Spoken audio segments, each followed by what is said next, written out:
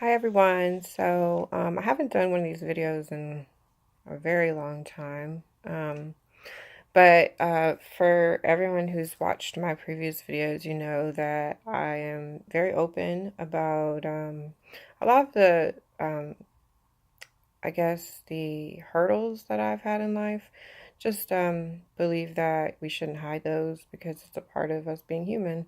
Um, but also on top of that, I believe that as a Christian, um, and being so strong in my faith, that it's important for people to know and that it's not always an easy walk, and also to see that um,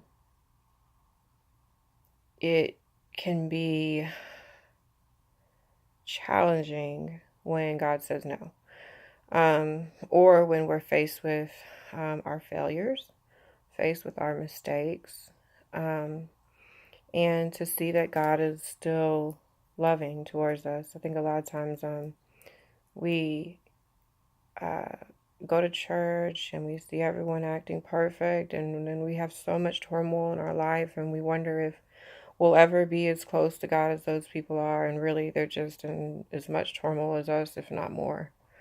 So everyone kind of just hides um, behind this perfection, and it makes those of us who kind of struggle with things feel like maybe God doesn't love me. Maybe I'm not doing something correctly because my life isn't in order like everyone else's, when really it's just an illusion. So today I wanted to talk about when God says no, and are you ready? Are you ready for when He says no? Or when He says not yet? When you have been standing in faith and then you find out that it seems like it was all for nothing and it didn't fall through the way that you planned. And this happens. It's part of life. It happens to everyone. God is not a genie. You can't rub the lamp and wish for something and it comes true. Um, so I'm going to speak about really seeing things from God's perspective, and also faith, what faith is. Um, Recently, I have um, faced a situation where I wanted to buy a house, right? Um, Never really thought about buying a home before, but I'm kind of calculating some things with rent. I'm like, God, I'm paying so much in rent, I can own a home. So just in the past maybe 3 months, I decided I wanted to buy a house. Prayed over it, had faith in it. I was just looking for homes and so excited, and I felt like my credit was good. I have a really good job. Had it for a while, and everything seemed great. And so when I went to the lender and I applied, um, she told me she found something on my credit report that I did not even know was on there. Basically, it kind of was affecting my debt to income ratio. So that was the one thing that was keeping me from buying a home. Um, I was really, really, really upset because I had found like two houses that I really fell in love with. And then I was met with reality that, okay, I've been praying and praying and praying for this. Um, I'm doing all these things. I'm reading my word even before I wanted this, and have been in prayer, and I do my praise and worship, and I do all of these things, and then I ask God for something and it doesn't happen. So I I'm noticing this horse. It's like he's smelling my shoulder, right? It's like I get like it's like he's all in my business. I'm sorry that I just noticed it. Anyways, now that's gonna bother me. But anyways, it's part of my ADHD mind. So, um, anyways, so I was upset, and I was crying, and I'm like, what do I do now? Like, what they saw in my credit report wasn't something that I could fix right away. And I'm like, okay, does this mean I'm gonna have to rent for another year? Like, I don't really know what to do, and I went into prayer, and I'm like, oh God, like, I really don't know what to do right now. Like, my lease is up in February. I don't know what in the world I'm supposed to do. I don't know what you want me to do. Because I was so sure that that's what he wanted for me, was to buy a home. So, um, got in a shower. I always pray in the shower. I don't know why. I pray in the shower and I pray in the car. It's like those are my temples or something. So, got in the shower, and I went into prayer, and um, the Holy Spirit was speaking to me like, it's just not time. Like, the thing is, before I applied for the house, I went into prayer and I asked God, I said, if it's not for me, I don't want it. If my name isn't on the house, I don't want it. If this is not in your will, I don't want it. Um, I even said, if it's not in your will and it's not for me, I want it to be denied.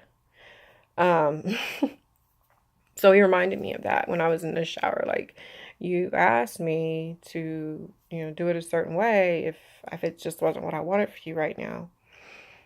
So I had to come to terms with that and realize that it was really for my own protection.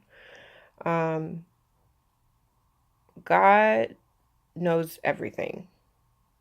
I only know what I see right now, visibly, with my own eyes. I don't know what's going to happen tomorrow. I don't know what's going to happen next month. I don't know what's going to happen 10 years from now. I don't even know what's going to happen in the next 5 minutes. I don't know. So I have to stand in confidence um, and trust that because God can see into the future, he can see if that house had termites, if the house had mold, if the house was haunted. Haunted. I don't think I could deal with that. Um, or if, anything can happen. I could lose my job. Who knows? He can see everything. So he has a purpose behind everything that he does.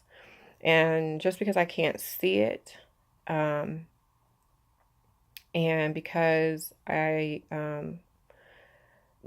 can't see it, I can't understand it. But he sees it, and faith comes in me knowing that if he sees it and he says no, then he is right and I am wrong. So, faith.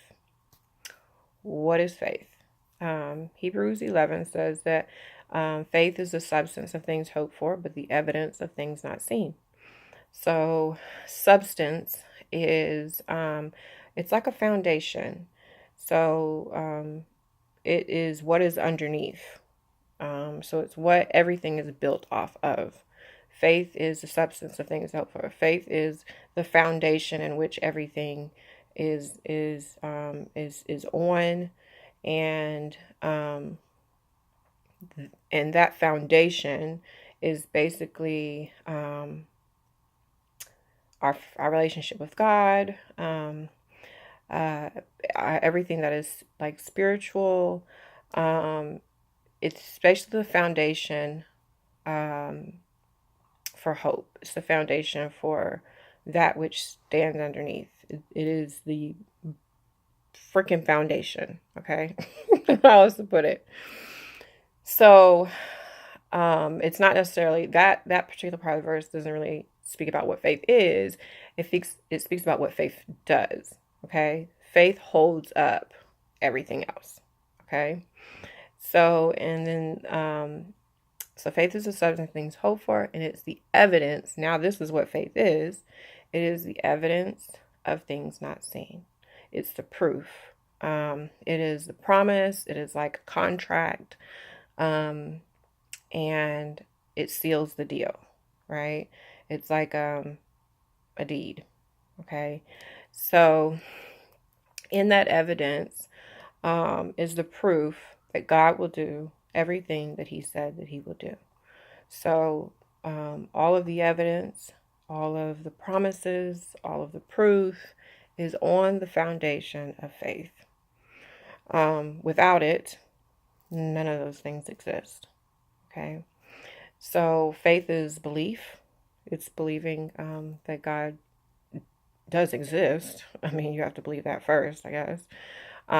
Faith is confidence that God knows what's best and that God will do what he says that he will do.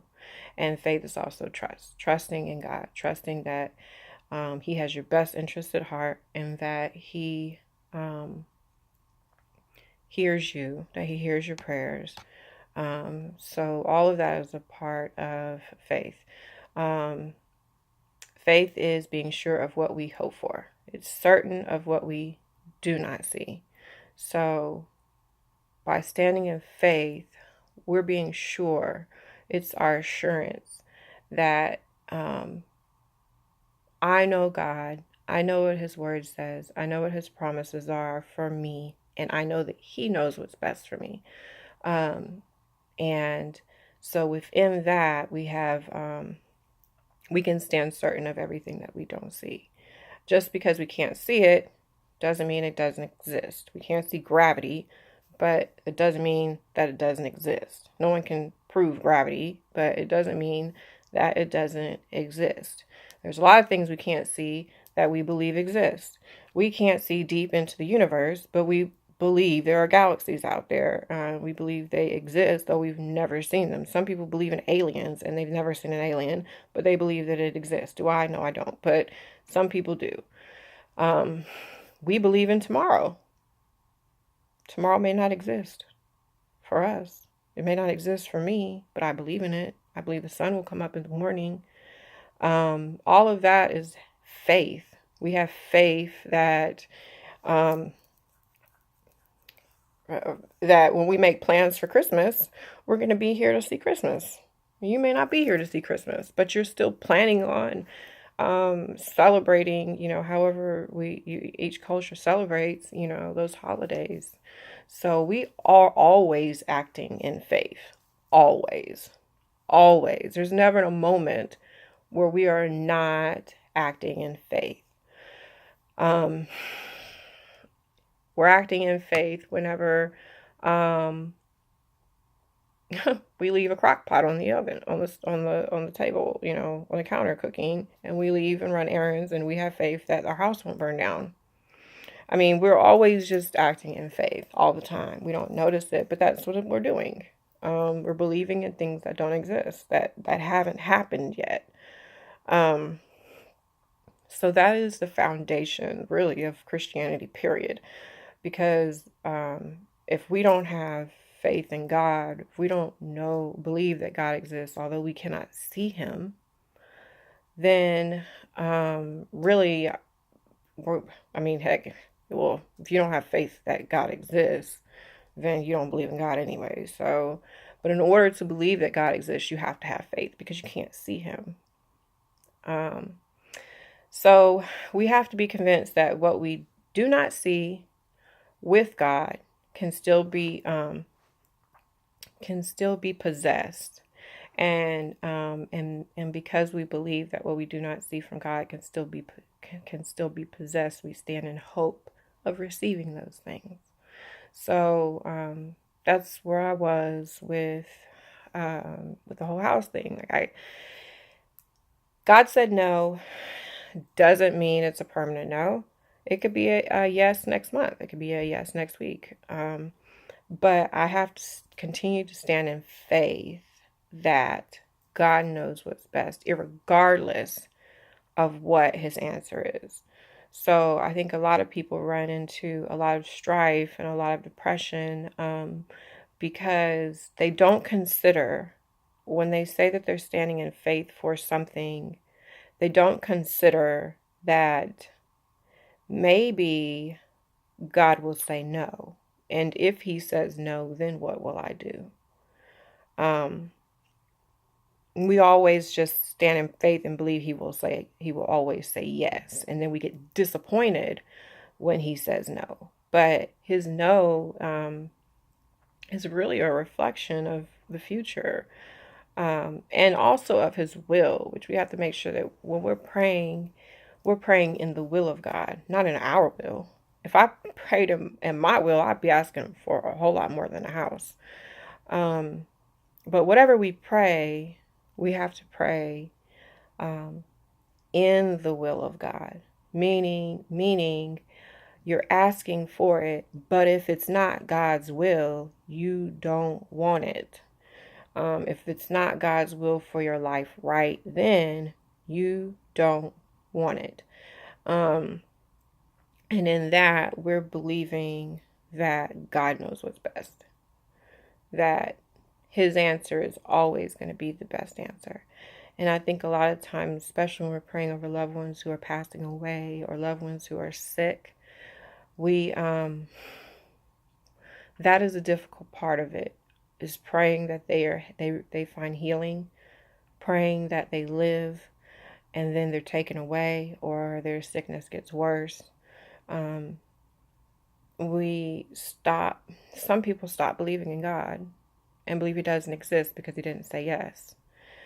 But we really have to consider His no's, um, because he has a reason for His no's. We may not see it or understand it, but it doesn't mean that there's no reason behind it. I have lost those I love, and I went through a really rough time, and it brought me closer to God rather than further away,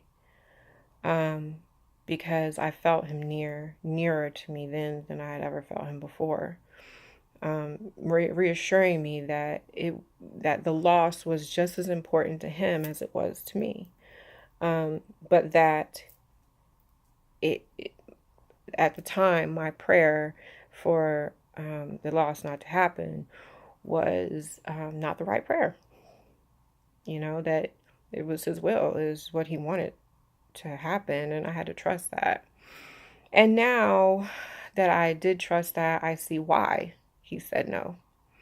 And now I understand. It's been 2 years, and I understand. So I'm grateful for that. Now, moving past that, and that's basically a part of faith in action. Faith in action is us believing when it's hard to believe. That's really when faith is in action. Faith is in action when it's too hard to believe, but we choose to believe anyways. When everything seems impossible, and yet we continue to have to stand in faith, regardless of what the situation looks like. That we believe that God is able to turn any situation around if He so chooses to. And I say it all the time, all the time. I say to myself, well, I really don't like this situation, but if God wants to fix it in the next 2 seconds, He can. And He will sometimes, but sometimes it takes months, and we're built stronger through our struggles. So you're really,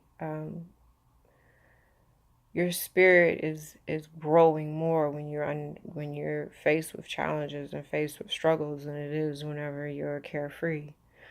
You're growing stronger through that, and we have to remember that. So seeing things through God's perspective is basically what I just talked about.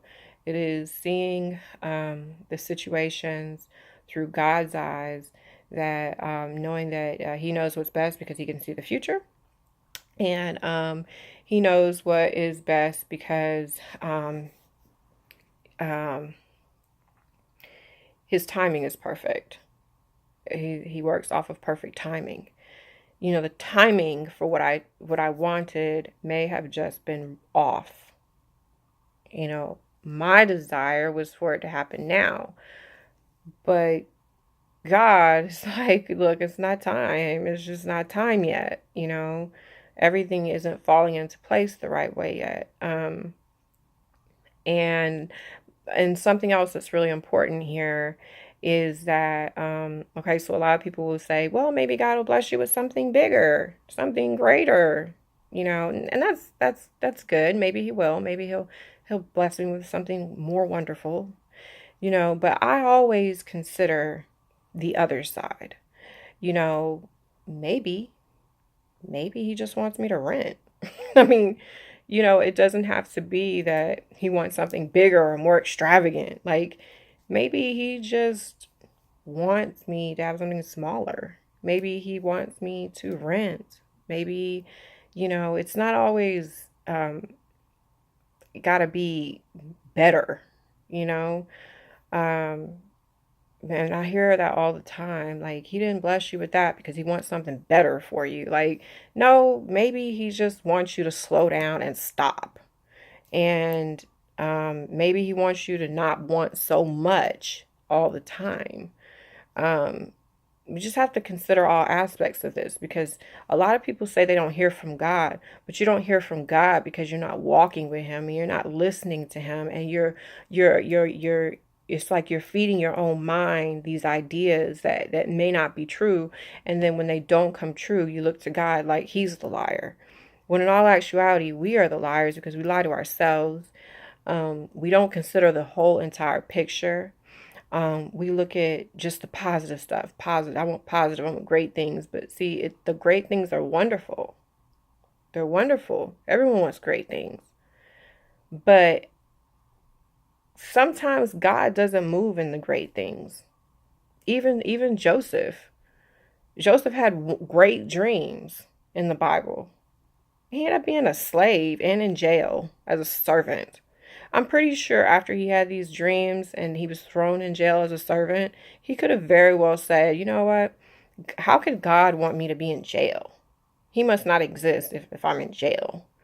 Like, and he continued to believe and trust in God. And then he became the ruler of Egypt.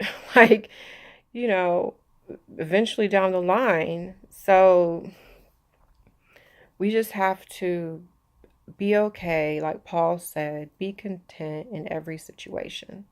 Be content in every situation. Every situation, be content. You pray, ask God, believe, let it go. So I'll go over some scripture real quick. First, Jeremiah 29:11, which says, I know the plans that I have for you, that you may prosper and that I will not harm you, and plans to give you hope and a future. So this is God talking, when Christ talking. I know the plans I have for you. I know the plans I have for you. I know them. And it's to give you hope and a future. I don't have any plans on harming you. So we can trust him. He has no plans on harming us. I have no plans on harming you. And basically, he wants the best for us. The word also says that he chose us before the foundations of the world, meaning he chose us before the world was ever even created, that he knows the number of our days, that he knows the first day all the way to the last day, everything that we'll do in between, every choice we'll ever make, everything we'll ever do, everything we'll ever see, everything. He knew it all before we even came into existence. So he already knows how to get us to our purpose. And his purpose is in his kingdom, by the way. His purpose is always going to be connected to his kingdom. It's not going to be connected to what we think is awesome and what our purpose is and what we want for our life. And I mean, sometimes, what we want for our life ends up being his purpose, but sometimes it's not. So we have to seek God's face in order to find his purpose. And then we have Proverbs 3:5, which says, do not lean to your own understanding, but in all of your ways acknowledge me, and I shall direct your path. So in all of our ways, we should acknowledge him in all of our ways, meaning everything that you do, you acknowledge him. If you're acknowledging him, you're understanding that he's there, that he has an input, that he has a plan, that he gets to say so and what it is that you're choosing to do. Acknowledging him is just like how when I wanted the home, I went into prayer. I'm acknowledging that God has a say so in this, that I don't really know if this is the right thing or not. And even though maybe it may feel like the right thing, it still might not be. So I need to go to someone who actually knows everything about everything and who can give me good advice. So I acknowledge that God was there. And I didn't lean to my own understanding. I had all of it planned out. Believe me, I had been to the house in the backyard. So I was going to put a garden here. I'm going to build this here. I'm going to put these trees over here. Oh, I had it all planned out. I mean, from A to Z. And my understanding was that everything was going to come out great. But his word says, don't lean to your own understanding. Don't lean to that. Instead, in all your ways, acknowledge me, and I'll direct your path. I'll show you the right way to go. And I believe that's what he's doing with me now. Isaiah 55:9 says, my thoughts are nothing like your thoughts. My ways are not like your ways. So everything that we think, what we're going to do tomorrow, how we may think about how someone's perceiving us or how we perceive someone else, or just our thoughts in general about the world, about everything, about the context of our environment, about everything. He says, the way that I see those things and the way that I think about those things are nothing like the way that you do. The way that you do things and how we plan how we're going to do things, the way we're going to do it. He's saying the way that you do things is nothing like the way that I do it, which is the reason why there's so much misunderstanding between what we desire and what God desires. We don't understand it. We don't understand the no's. We don't understand the waits. We don't understand the not right nows. We don't understand any of that because it looks so good to us that we feel like, why not? It looks pretty good to me. Like, why not? But God is saying, my thoughts are nothing like your thoughts, and my ways are not like your ways, which is the reason why we should always acknowledge him. Because just because we have it planned out, it doesn't mean that's the way that we should go. Proverbs 16:9 says, the heart of a man plans his way, but the Lord directs his steps. So my heart plans my way. My heart says, I'm in school right now at Penn State. I plan on being a social worker and I plan on owning a home. And, I have all these plans for the next 10 years and those are my plans. That's great. But the Lord directs my step. So he's the one who's going to direct how I'm actually going to go about doing all of this. And he's also going to direct whether I'm going to do it, because he may desire for me to do something totally different. So we won't know that unless we are in prayer. Proverbs 19:21 says, many plans are in a man's heart, but the counsel of the Lord will stand. So many plans are in a man's heart, like I just said. We always have plans. We know what we want to do. But the counsel of the Lord will stand, which means the guidance, the direction of the Lord will stand. His guidance, his direction, his desire, his will is what will stand in the end, which is the reason why we start doing so many things that we plan in our hearts and it fails and it falls through, and why we reach dead ends, and why we stand in so much regret and so much shame over our past, the things that we could control, that we just went the wrong way or the wrong direction, or we didn't listen to the Lord, or we just made choices that we knew were wrong. So that's a part of the Lord's guidance will always stand, meaning that if you're a child of God, whatever direction you go in, at the end of the day, the Lord is always, his guidance and his direction and his counsel is always going to stand. Counsel is also like a counselor, meaning we confide in him. We go to him. We tell him our desires. We tell him things that are going on in our life. And counselors give advice. Counselors give guidance, basically. So that's another way to look at it. His advice to us will always stand, um, and will always basically show in our life. Now, it can show in a positive way. It can show in a negative way. In a positive way, everything may work out. In a negative way, we may be chastised. I mean, not chastised, but, well, yeah, I guess you could say chastised for the things that we do. Because God does chastise those he loves. Just as we chastise our children, we put them on punishment, we ground them, and all of those things because we love them and we want them to go in the right direction and we want them to make the right choices. So God does chastise those he loves. So that's all part of it, too. But I guess the whole girth of what I'm trying to say is that when you reach a no from God, you have to stop in the moment and make sure first that you were in prayer about it. Make sure that you've been walking in his will, or, at least trying to. You need to consider God's position in it. And also consider the other directions that God may have for you.